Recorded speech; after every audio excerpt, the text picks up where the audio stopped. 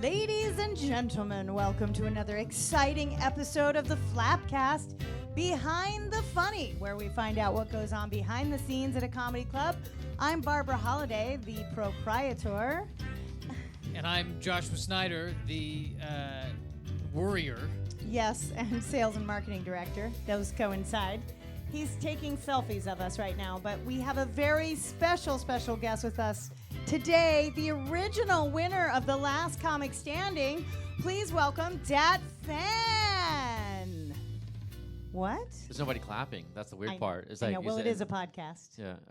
Let's clap for ourselves. Oh, yeah. We'll just clap. Oh, there it is. Yes. Yeah. Thank you, Ed, in the sound booth.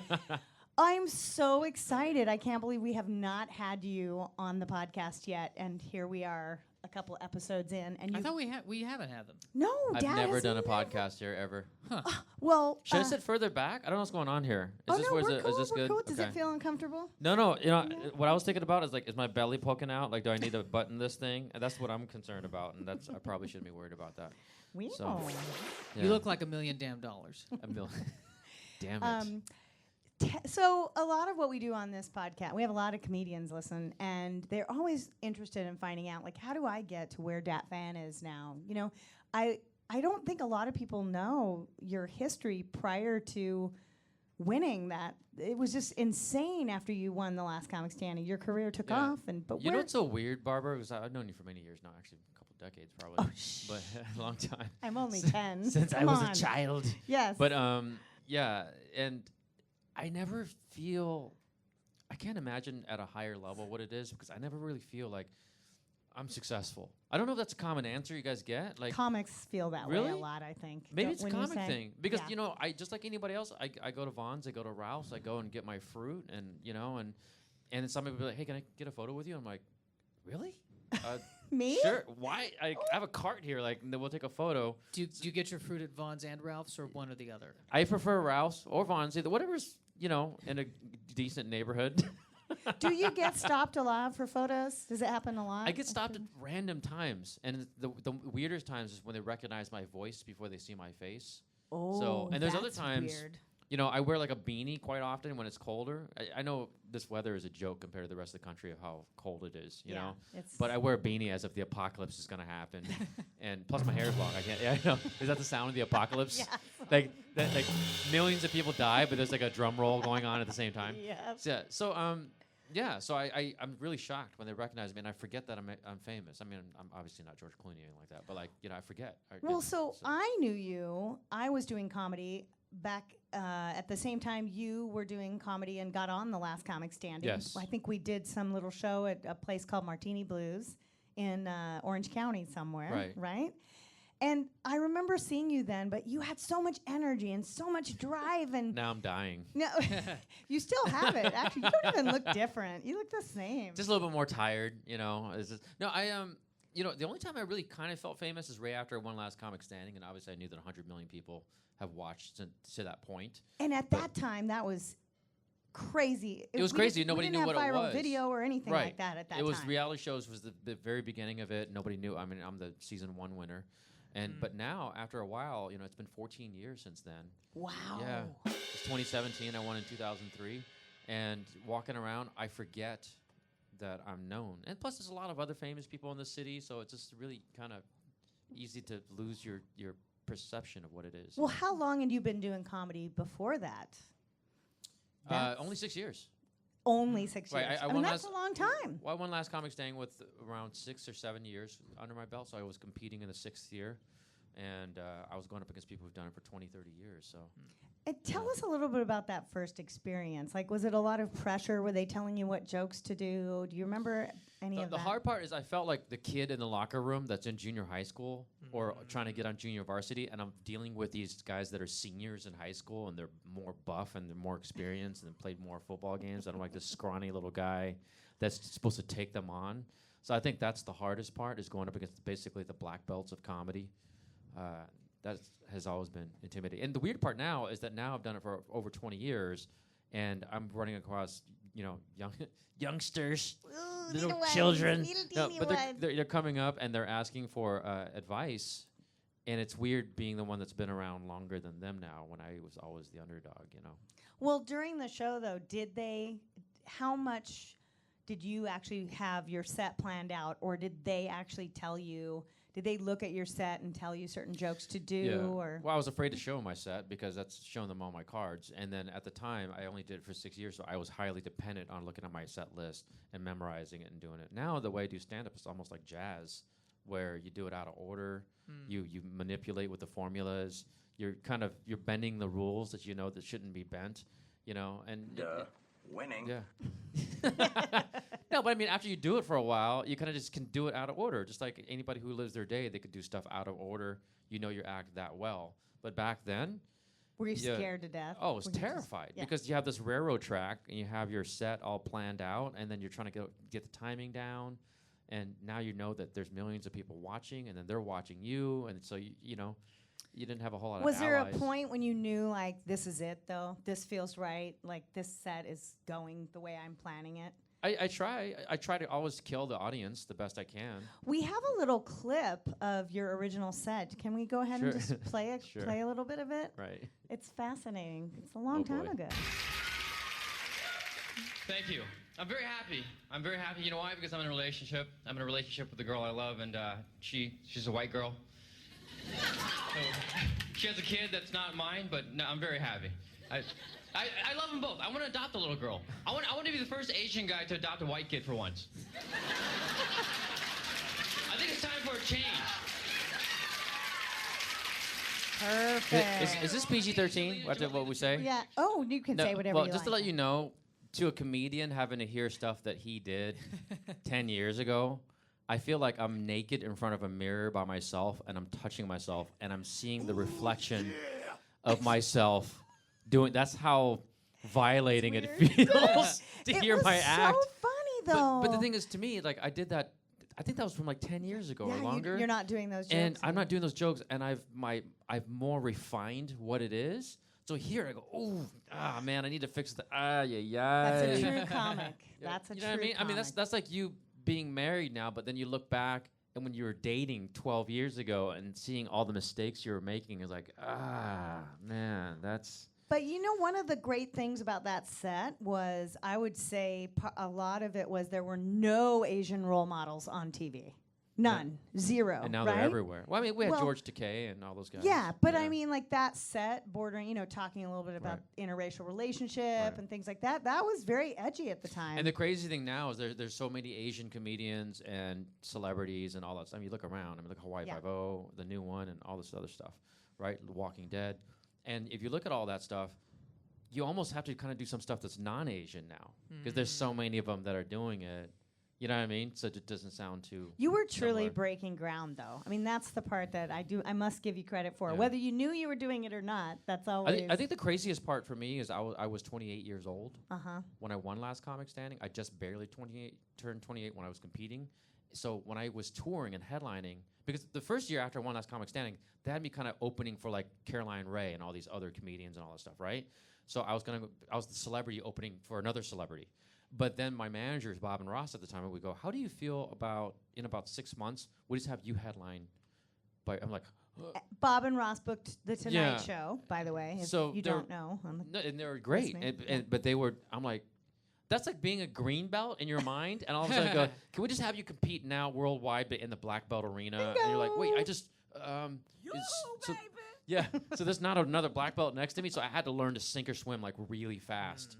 Under that type of What pressure. was your process like in developing that hour? Because I imagine going from you pretty much were maybe a 10 to 15 minute. You had a solid opening. Right. And what my answer to you, unfortunately, it's an audio answer to a video or visual answer. Oh, because I plan on teaching comedy here at Flappers. Flappers University. And the techniques that I used during Last Comic Standing and all that stuff. And I call them, I actually have to make up names for them because I've never seen techniques used like this, but like segment rotation, the kill formula, the hit ratio, all that stuff. Those are the stuff that I was preparing. It's kind of like, this sounds awful, but like building a weapon basically, but refining the weapon.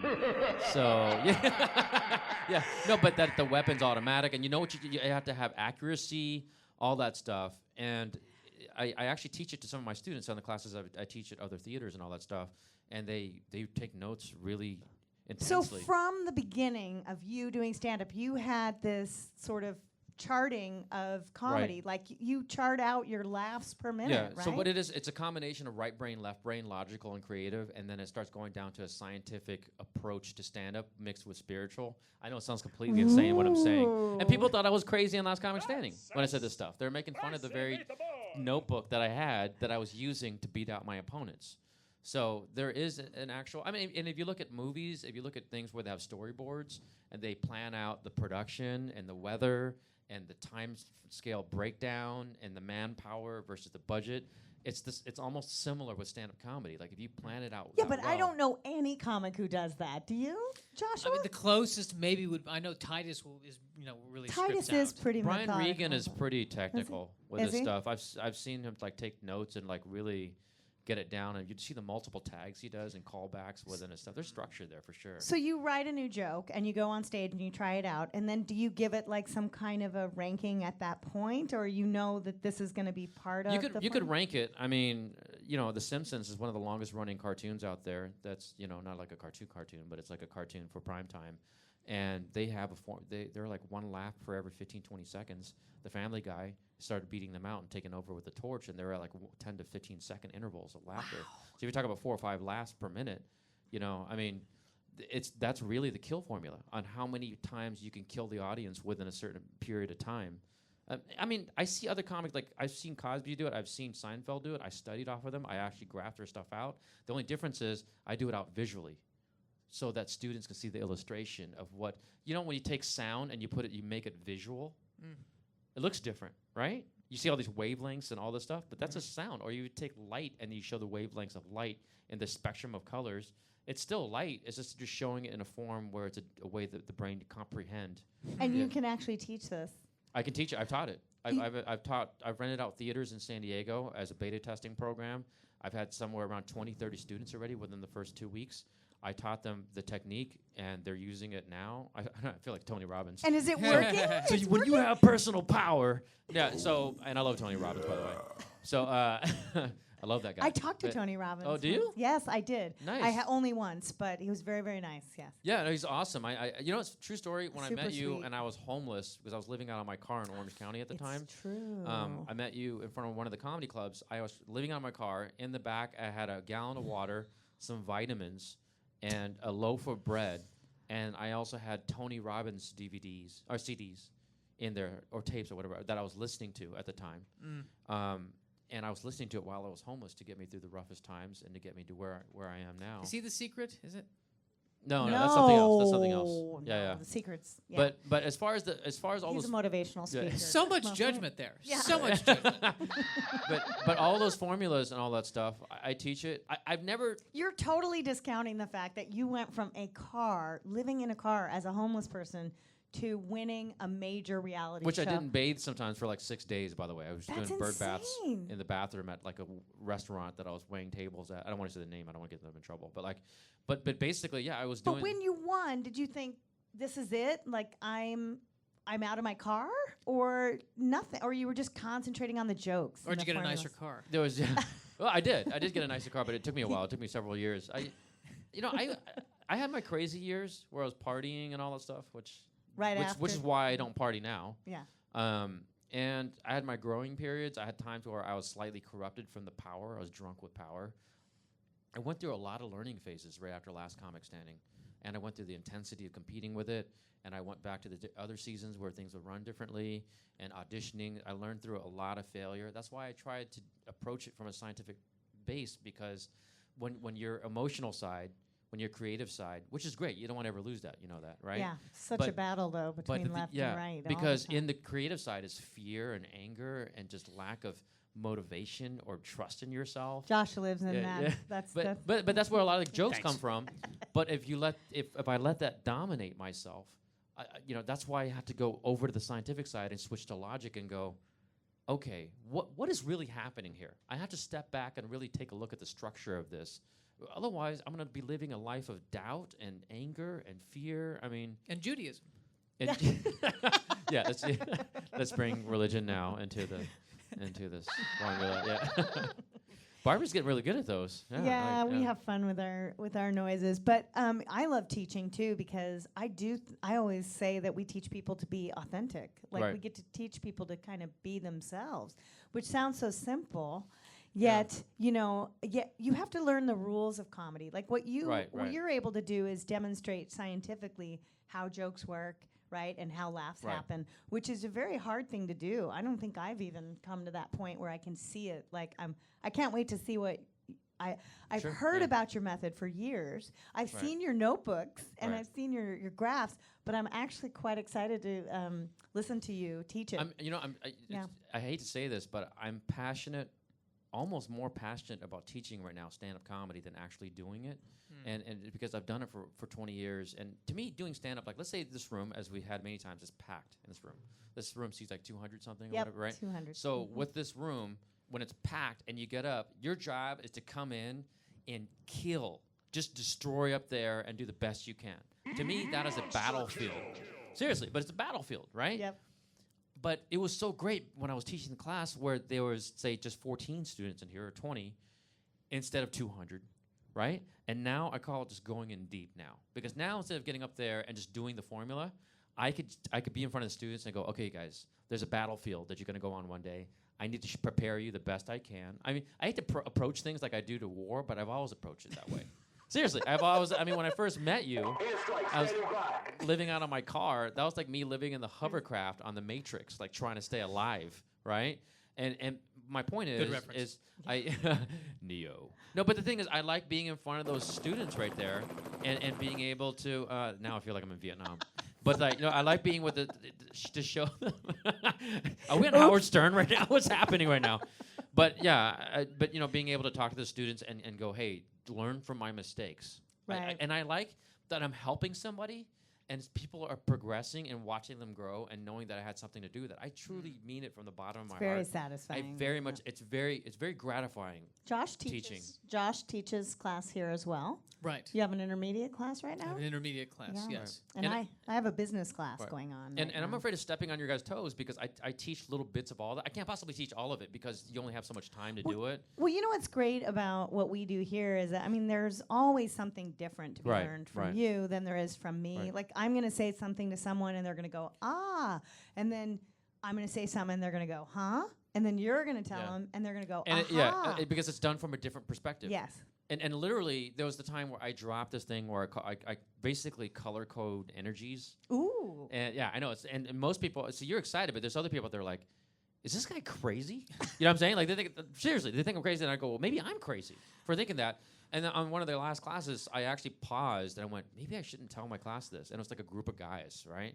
Unfortunately, I don't know why, but I have mainly guy students and girl students right now, and I wish I had more female students. But my point is I would start going into the color energies, and they wanted to know more, and then we spent 45 minutes on it.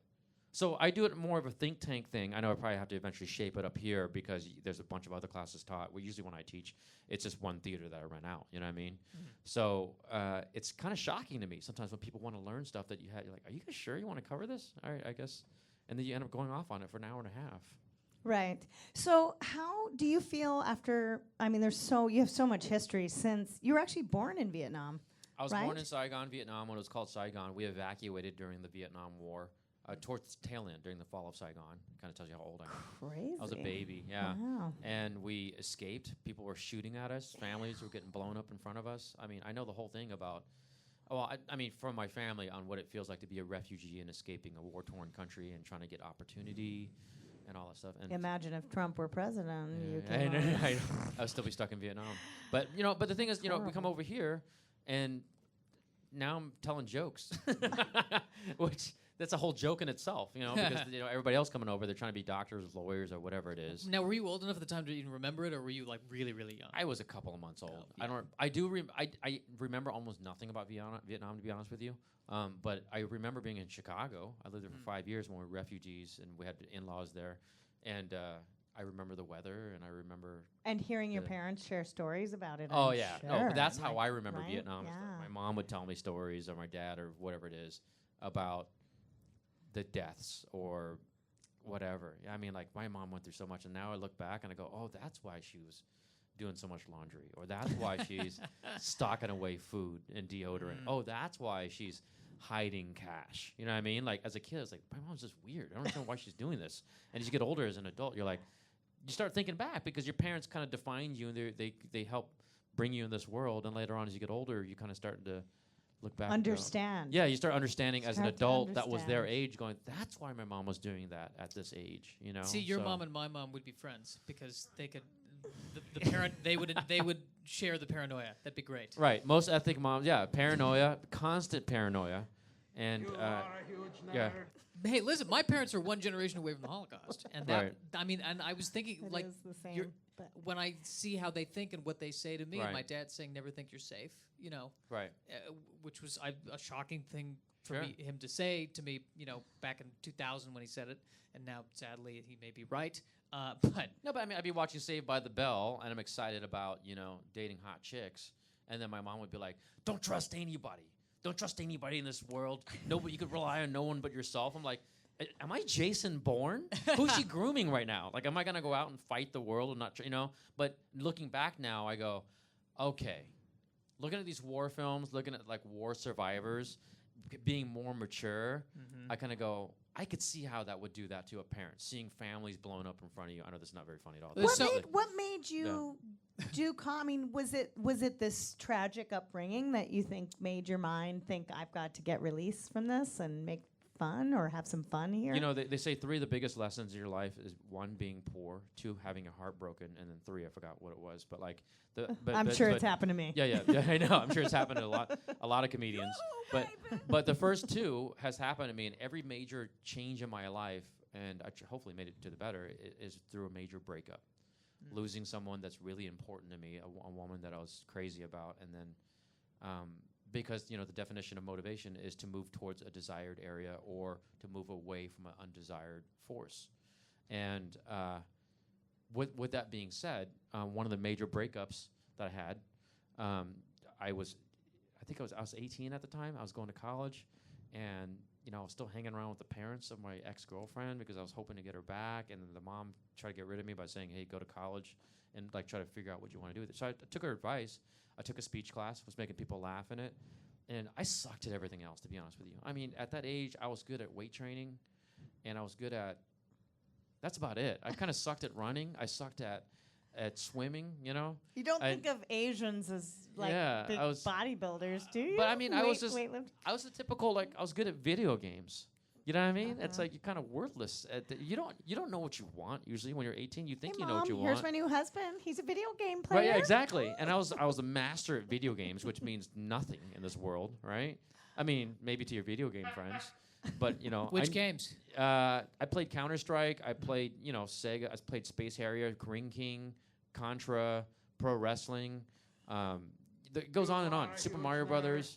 I've memorized the maps. But when it comes to social skills and talking to girls and all that stuff, you're pretty much screwed. Yeah. So comedy was one of the first. There's no mushroom you can eat for that. There's no what? There's no mushroom. Yeah. Well, you can't eat mushrooms, but I think it'll do the opposite effect of what it does in Super Mario. You can't shoot fireballs out of your eyes and stuff like that.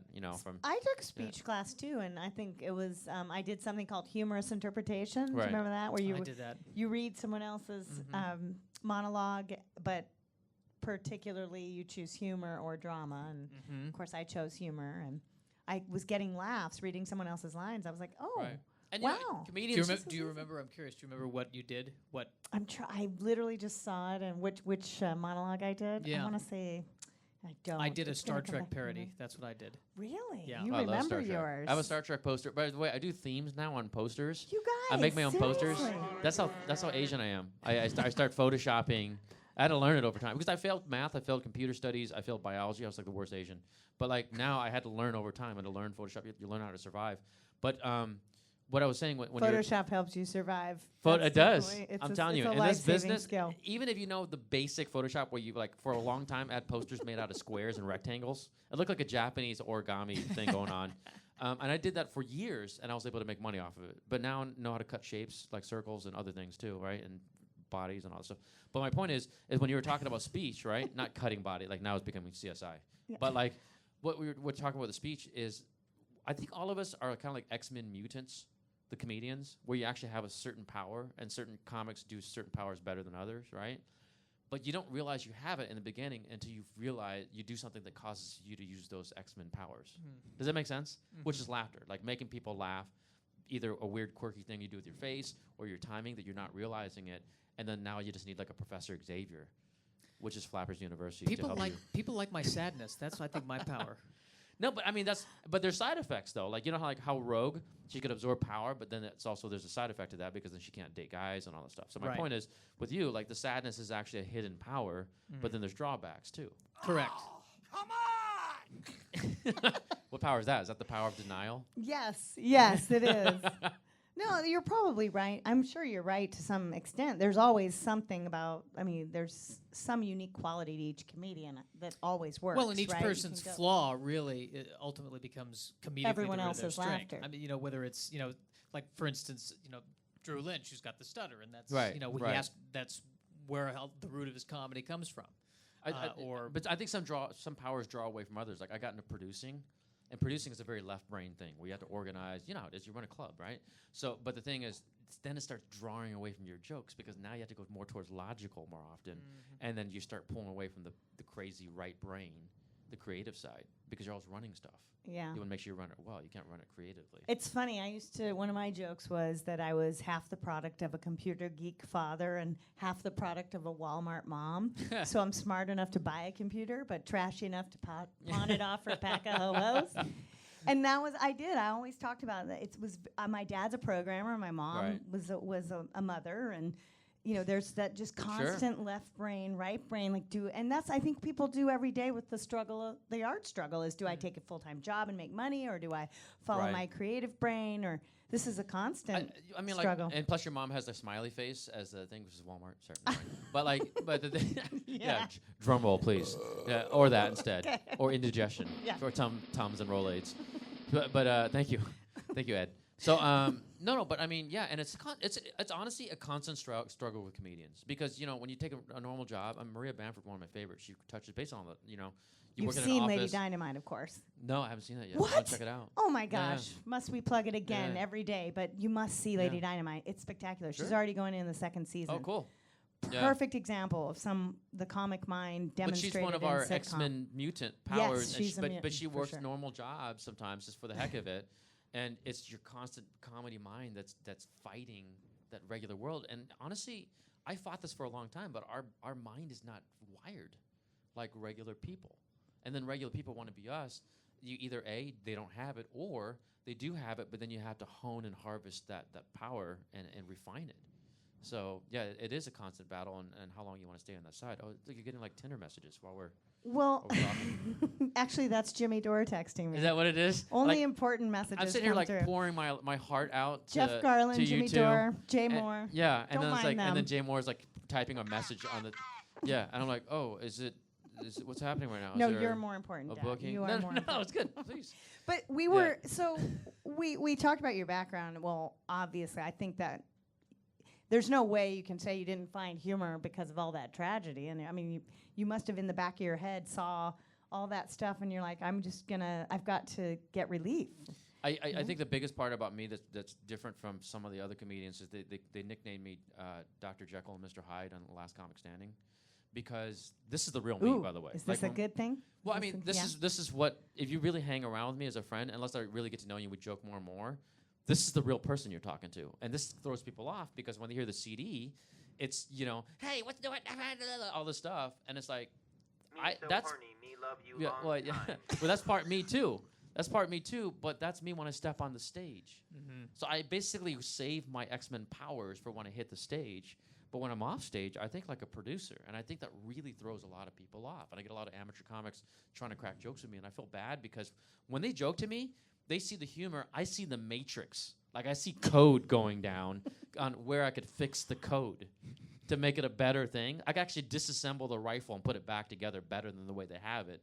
And they're like, why aren't you laughing? I'm like, because I just thought of 3 other tags and a callback on how you could fix that. I love timing comedians because they're so high functioning. They really are. I mean, you have to be super, super smart to be a comic because you sort of see the punchline before everyone else. And really dysfunctional. And dysfunctional. Smart and yes, just really dysfunctional. Insecure, crazy, probably. It's fascinating, though, the way your mind works. And, luckily you haven't dwelled in what people have said about you. You've just proceeded to move forward. And since The Last Comic Standing, you've become a very successful actor.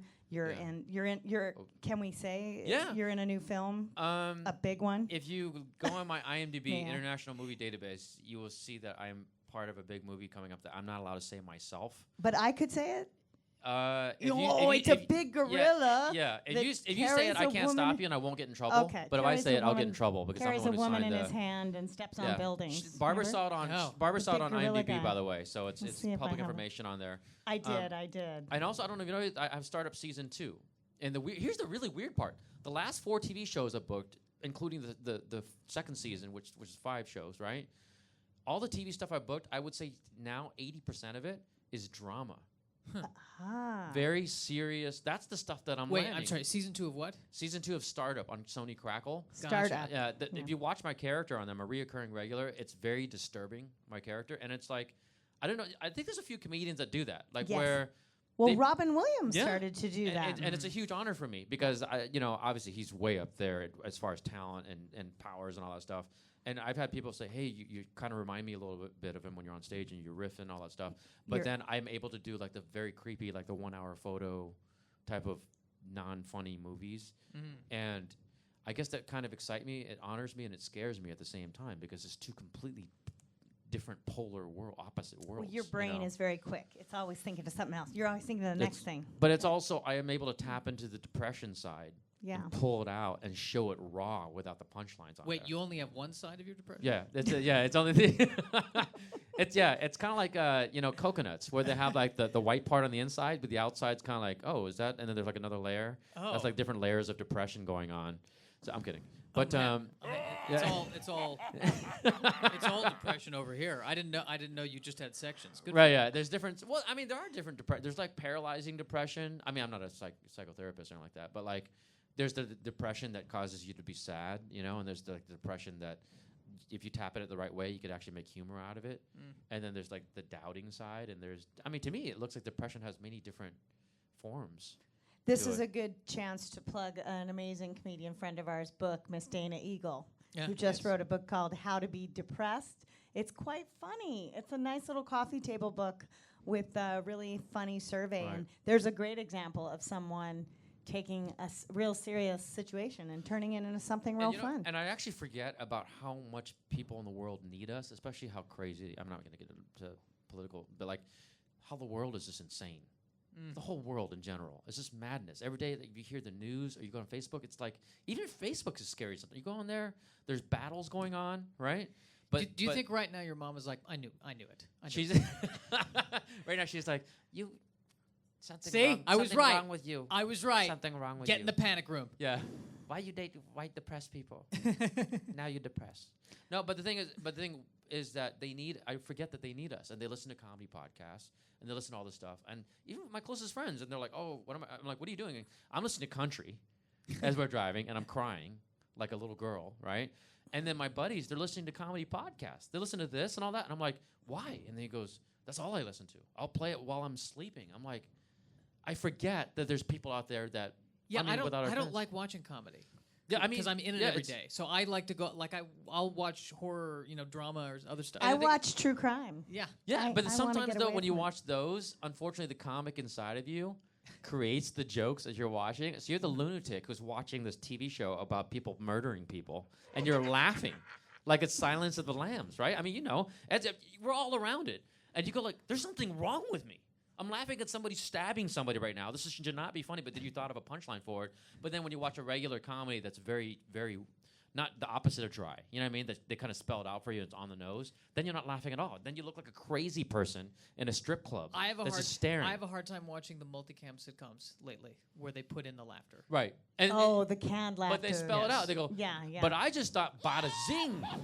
Yeah, and then the audience there's an applause light, and you're like sitting there like, what is happening right now? Right. Is this normal? Because as a comedian, aren't you like, that would never, in a real room, that would never get that big a laugh? Because you've been in the octagon as far as comedy, and then you see these people laughing, and you're like, what is wrong with these people? Like, why are you? And then you become this angry person now watching a comedy. So how do you feel about Fresh Off the Boat or shows like that are? Well, the funny thing about that is I actually auditioned to be the dad on it. Uh-huh. Oh, wow. But I didn't look. Some of us like the look. Didn't look Asian enough. Right, yeah. I didn't look Korean. No, but Randy's great. Randall Park. He's great. He actually won Uncle Clyde's comedy contest one year. Very nice guy. I'm happy he got it. I like it when the nice guys get it. I didn't get it. And sometimes you look at it, and somebody's Chelsea Handler, she put it really, sometimes it's not your time, but your time will come. Because she didn't get something before her show. And her friend got it, won some competition. I forgot what it was. You could look it up. And then but later on, she ended up getting a bigger show. And she goes, if it's your time, it's your time. If it's not your time, you just got to think of it that way, Yeah, Phil Hartman auditioned to be the announcer on something the week before on SNL, and he was like, "I always wonder what would have happened if I had gotten that and not SNL." Right. No, it's true. I'm just reiterating what you just said. Yeah, no, you're really right. No point. But it's I that means you're on the same page. It sounds good to me. You know that the Smithsonian Institute actually named Dat one of the top 10 most influential Vietnamese American individuals. That's a pretty big honor. It is an honor, and now looking back, it's truly an honor. And when it happened, it was back in 2011 when it happened. They go, "Hey, they want to push that." This is how ignorant I am sometimes. I was like, "What's this? That's awesome. What's the Smithsonian Institute?" I didn't even know what it was. I'm like, "Is it like a museum?" Is there a display of you over there right now? Yeah, they had like a life-size display, a cardboard cutout with me and all these surgeons and like lawyers and doctors and the world-renowned thing and all that stuff.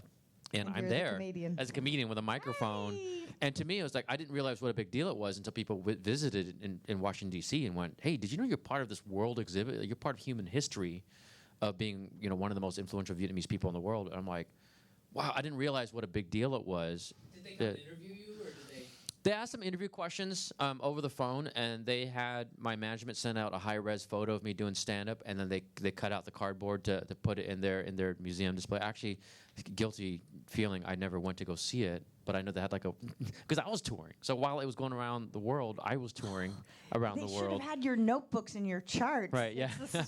I don't want them to know my formula. Right? Yeah. That would have been a great display. And here's another weird thing. I was basically a DCB student. Right? I thought that was one of your sound effects, but that was a real motorcycle. But I was like, wow, you're doing it without even touching the thing now. But I was voted most successful in my high school class, and then I was voted most successful or in the Hall of Fame of Gross My College. So I'm actually in the concrete there. And it's a huge honor for me.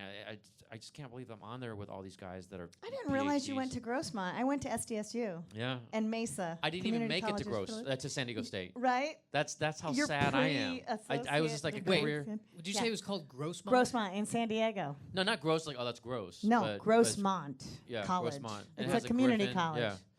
Mm-hmm. And they put me in their Hall of Fame, in their Walk of Fame, and if you go to the library, you see me in the concrete right there. Oh, wow. Unless I do something horrific, they should probably keep me in the concrete. And then I'm in the West Hills. Yeah, people just walk all over you every day. Yeah, people walk all over me. It's awesome. But I don't once again, I don't think of it like that.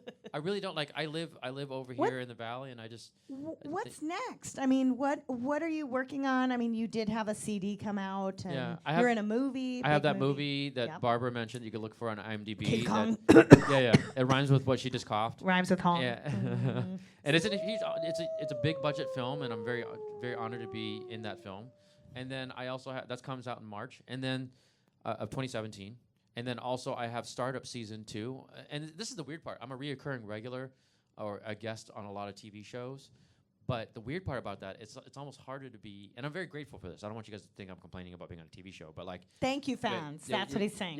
Thank you. But it's hard because you're trying to tour, but then you would have to cancel sometimes because you're on a TV show. Mm-hmm. So I didn't realize what a juggling act that is. So you plan stand-up gigs and then you get booked on something and then you have to cancel. When I got Startup Season 1, because TV trumps touring. Yeah. Is that what you're saying? I honestly canceled $30,000 worth of touring to film this TV show. So I actually I mean, imagine the stress of canceling, and then you gotta tell your fans, "Hey, I'm sorry," but then you're not even allowed to tell them what TV show you're on until they see you later on. Yeah, but then you end up stabbing somebody later on a TV show, and they're like, "Oh, I wonder if that's what he was doing during the," you know what I'm saying? It's like, I'm sorry, I can't do the show because I'm stabbing a person right now on a TV, on a drama. Well, so clearly television and film is your ultimate goal. You know, right? I will do, being an immigrant, I would do whatever it takes to survive. Mm-hmm. I will. So and you I'll be just honest going with for you. the jobs? Yeah, I mean, I don't know if I want to play a child molester. I don't know if I want to do that, but Well, I happen to have the script. You don't know about a Vietnamese child molester. I'm like, oh, really? I've never heard that before. But I would play. I played some crazy lunatic characters that obviously are things I would never do in real life, and it's like, if it's rewarding, I'll do it. It's. What's up with the love life now? My love life is anything happening terrible. there? Yeah.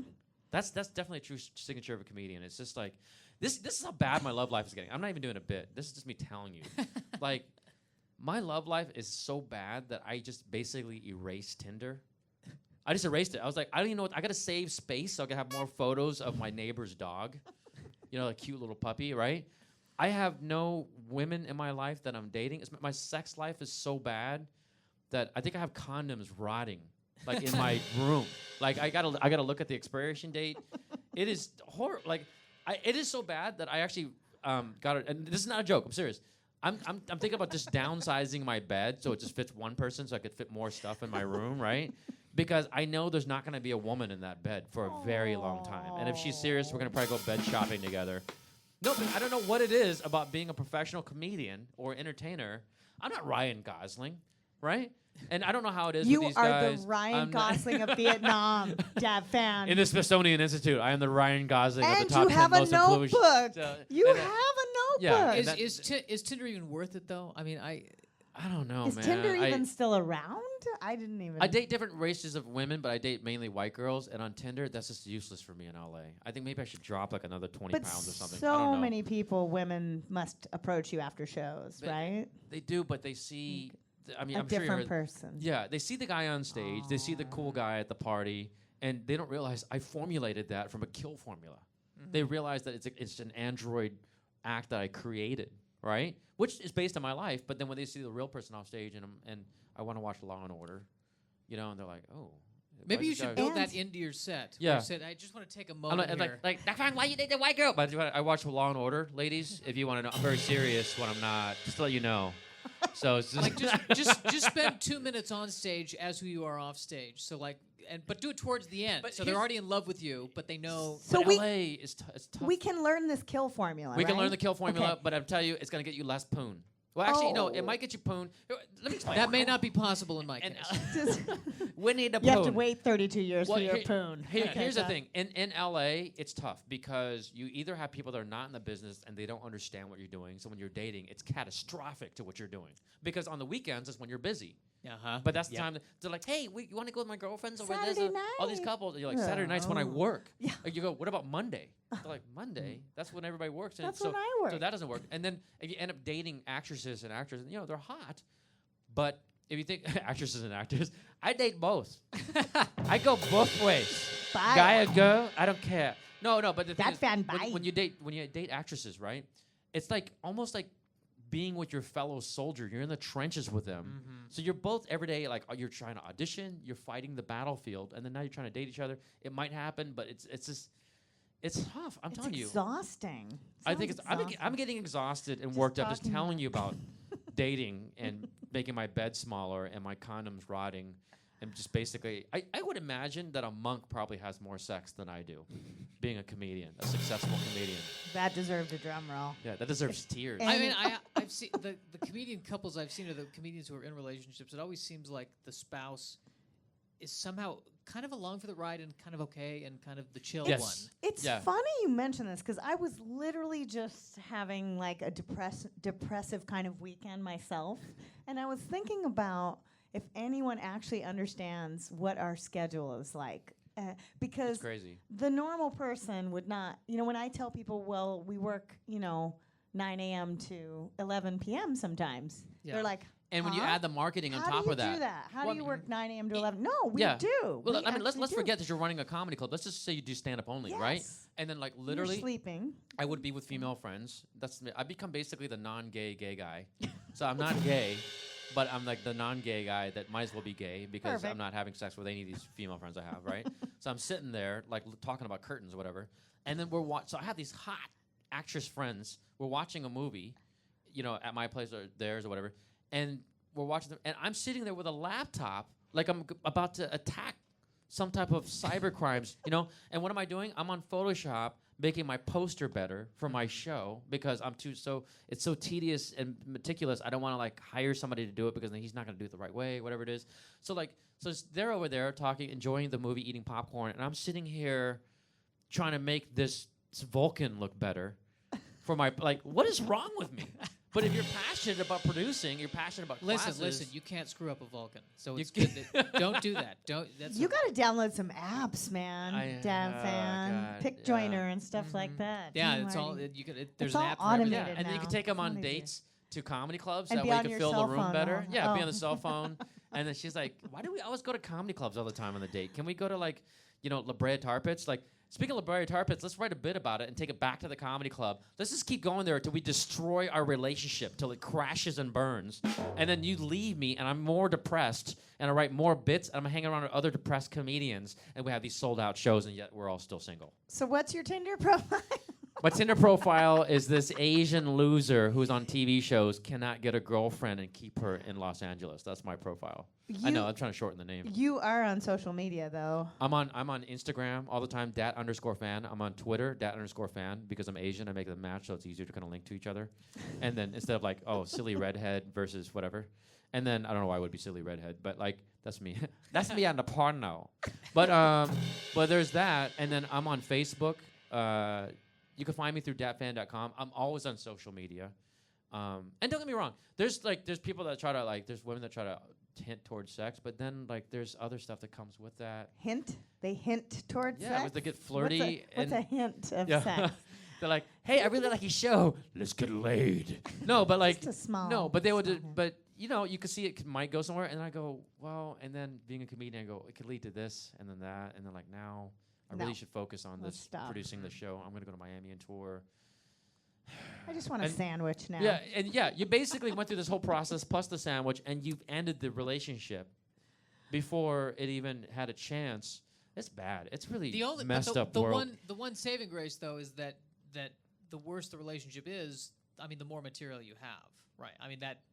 That's good, except for if you really think of the logical side. Okay, yeah, you have more bits, but then you'll be with these hot chicks going around LA, and you see all these other guys go, "Hey, man, so you guys get a little," and I go, "Actually, no, I'm with these hot chicks. Not a damn thing's happening. What is wrong with me? All I can think about is how to beef up my numbers on my social media or make my posters better." I think I'm going to kill myself after If this there podcast. are any lonely gonna- girls out there, please. They're like, for Dat fans. God's I've sake, never call in. Listen though, Write in info at FlappCast. I like how Josh is feeding off of this depression and darkness But right now. He I've loves it. Yeah. He's in your world right Yeah, now. I You do, guys yeah. are like soulmates right but here. I've never seen somebody Maybe be so you depressed. guys should date. That would be, Sorry. I don't know. He would have to do a 2-drink minimum. Sorry, I'm like cook. I'm getting worked up and I'm cooking here. Okay, on stage. we're actually running Yeah. out of time. I just want to say though, I've never seen Unfortunately. somebody so depressed but upbeat about it. Yes. That's what I like. But here's the thing: with me being a producer, I stay very optimistic, very almost Tony Robbins like, and I try to be a team leader and instill the positivity into my You clients. Right. are a leader. But but I'm the leader that didn't want to be a leader. I'm a leader, as you know. Nobody else is doing it. So you're grabbing the torch and you're doing it. You're like, okay, we're marching to war. Somebody else, nobody's doing it. I'm doing it. Then you grab the torch and you do it, and you end up being good at it, and then everybody looks to you. So you become the natural leader. it's kind of like what happened to Hot Rod in the Transformers uniform movie. Yeah, he's like, I'm Rodimus Prime now, and I got to talk to Ultra Magnus, and they're giving me a pep talk now, and Optimus Prime's dead. Anyways, trust me, I can roll there. I'm a nerd. Hey. But like, I know. If you want to get more of this Dat Phan, you guys, you can. Flappers University. Go to flappersuniversity.com. We're going to be posting Dat's class. It's going to be coming up soon. I don't know what the title is yet, though. yeah, see, I call it the bucket list comedy class, but I talked to Ken Pringle, and we're trying to come up with a thing where I fit in, because I'm kind of an oddball, so I'm trying to fit in without stepping on your guys' toes too much. We need to call it like the scientific methodology of Yeah. How about comatology? Yeah, I think the kill Right. formula. the would- kill formula, Kill or formula. the Dat Kevorkian stand-up class. Yeah, so the people are just committing suicide in my class. I'm like, oh, this is the opposite. I Like, think love the kill formula. yeah, the kill. You could take the class and kill, but only once because you die too. No, but it's like the greatest. I feel like our friend, like a skinny meatloaf, is laughing back there. I'm like, dude, I'm killing myself right. Like I feel more confident because Ed is laughing back there. No, but Thanks, Ed. no, I do. I'm Ed serious. Shannon, our great sound guy. Yeah, I need to make sure that we shine a light on his face so when the comics do their act, like if others are not laughing, at least we have Ed back there that's with us.